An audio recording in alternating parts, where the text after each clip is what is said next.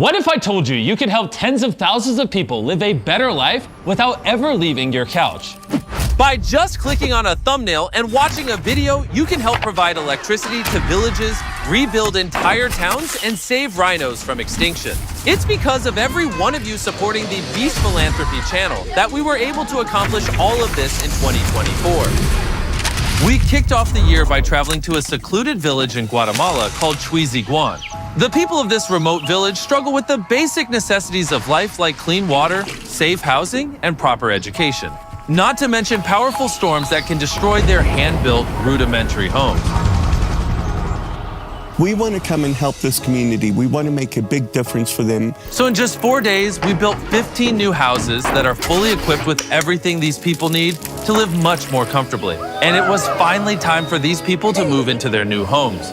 Let's cut the ribbon. On top of that, we also built a community center, providing additional classrooms for the school, as well as facilities that can be used to teach the women of the village new skills to support their families and community. Estamos felices con todo. Me sentí muy contento. Next up, we headed to Mexico, where we worked with Operation Smile to provide aid to people born with a cleft lip and palate. Every year, over 200,000 children are born with these conditions, leading to many problems eating, breathing, and talking. Worst of all, these kids face bullying and isolation from other children. People of rural and poor communities often receive little to no treatment at all. We wanted to help, so we partnered with Operation Smile to pay for 100 surgeries. They're going to be having a life change forever. After the procedure is completed, many of these children will be able to smile for the first time. Our patients are going to have the opportunity to actually have a normal life. The Beast Philanthropy team then flew out to Nepal and traveled to the remote village of Kloagan. After a warm welcome, we found out more about the problems these locals face due to their isolation. This community has no electricity, meaning that local doctors have no access to proper medical equipment. If more complex care was needed, it would take hours to walk to a better medical facility. Darren met up with a local Give Power engineer named Sanjay, who told him a tragic story about Neera. She had to travel in the monsoon roads, and then since the birthing center was far away, she couldn't reach the birthing center and had to lose the baby. And due to a lack of government funding, this hospital would not get electricity until at least 2030.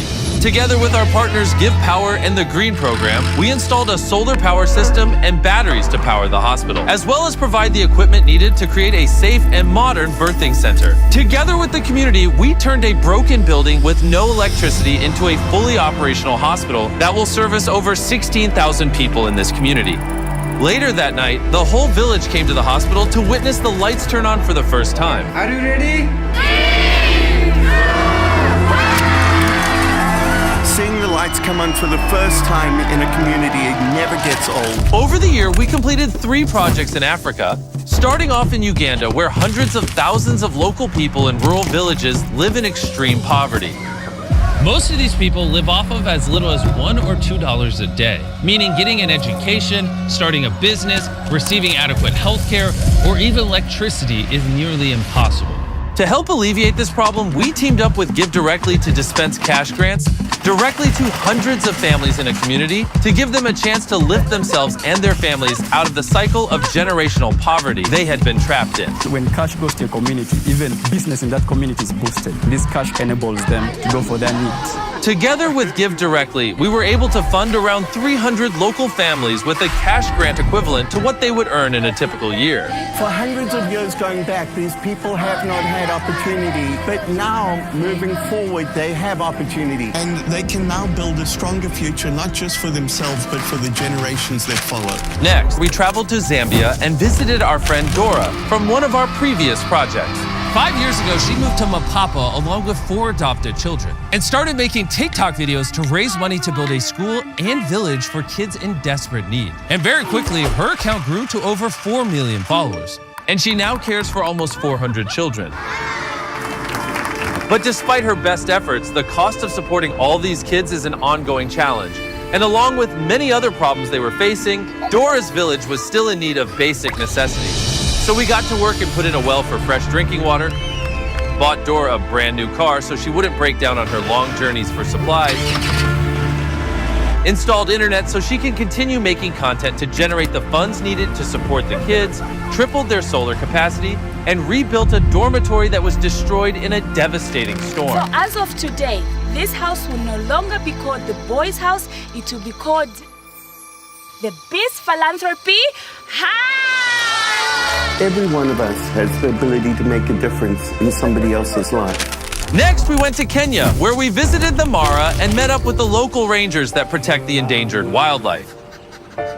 Lack of electricity and monitoring equipment have made their jobs far more difficult and dangerous. We met with Daniel, the CEO of the Maasai Conservancies, to learn more about the challenges they face. The downfall in the Mara all started 60 years ago when the land was divided and given to the Maasai people for private ownership. This led to investors buying the land for development and exploitation of resources. Many Maasai had no choice but to accept the money, abandoning their ancestral heritage and putting the habitat that millions of Maasai and animals rely on at risk of being destroyed. To combat this problem, the Conservancies came up with environmentally friendly revenue streams that could be used to lease the land from the landowners so that it could be conserved and protected for the Maasai people and the animals. To help the Maasai Conservancies, we worked with Give Power to provide the ranger stations with clean, renewable energy so they never have to work in the dark again. We also provided them with enough funds for 7 new weather stations, which now collect data needed to generate carbon credits to fund the expansion of the Maasai Conservancy. This project allows them to have a sustainable source of income to continue their work and keep the Mara as it was for centuries. Those people who are considered as custodians of wild animals are now benefiting because it is actually providing income to thousands and thousands of households. We're also ensuring that the new generations will have to continue what we have started. After tens of thousands of requests, we finally made our way to India, starting in New Delhi, for not one, but 2 projects. First, Darren met with Dr. Modi, the founder of the Udayan Care Program, where orphaned and abandoned children are given a loving and caring environment to give them a fair chance at a life different to the one they were born into. We were so moved by the exceptional work of Udayan Care that we decided to fund all operating costs for the shelter in New Delhi for a year, as well as pay for 280 scholarships. After we wrapped up that project, Darren traveled to Kolkata for the most heartbreaking project we have done to date, where young children work up to 14 hours a day, collecting scrap in dangerous landfills in the hopes of salvaging enough scrap to buy a bowl of rice. Without access to an education, these children have no hope of a future beyond these trash dumps. It is because of a nonprofit called Tijala Shed that tens of thousands of underprivileged children have been rescued from the dumps and are now getting an education and a chance at a better life. To help Tijala expand their operation and create more opportunities for these children, we funded the entire Tijala Shed program for the whole year. While we were working with Tijala, we learned that many of these children come from homes where there is not enough food to eat a single meal every day. So Darren called some of his old friends who agreed to fund a food program for at least 2 years. And then another huge shout out to Tony and Sage Robbins, who saw the video and immediately pledged to fund the entire program for an additional year, as well as extend the food program for 2 additional years. Now is a great time to mention something else. On almost every project we've done, the organizations we highlight get incredible support from around the world when people see the outstanding work they do and the difference they make. This is one of the ways we make a much bigger difference than just what is shown in this video, and we couldn't do any of this without you. While we were in India, we launched another project with a toy company called Play Shifu. They make incredible educational toys and donated $1 million worth to give to underprivileged children around the world. The kids really enjoy playing with these toys without even realizing that they are learning. I wish I had stuff like that when I was in school. This is going to go on to bless 190 pediatric cancer warriors. Thank you guys so much. We are so happy. Thank you. Thank you so much.